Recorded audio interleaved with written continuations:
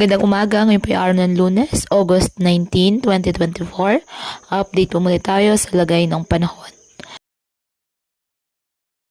Ayon sa Pag-asa, dalawang low pressure area ang minomonitor sa loob at labas ng Philippine Area of Responsibility.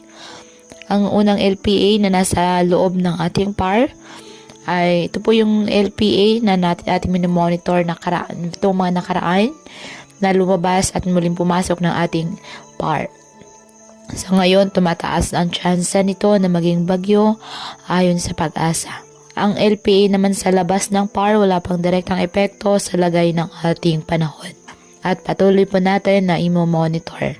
Southwest monsoon nakaka-apekto ngayon sa extreme northern Luzon. Kaya asahan po ang maulap na halangitan na may mga kalat-kalat na pag-ulan at thunderstorms sa Batanes at Babuyan Islands.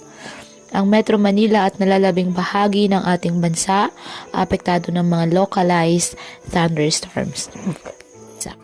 Kaya patuloy po natin na pinag-iingat ang ating mga kababayan sa banta po ng mga pagbaha at pagguho ng lupa, lalo na po kapag may malalakas na ulan, at ugaliin na magdala palagi ng payong o kahit anumang panangga sa ulan sa tuwing lalabas po ng ating mga tahanan.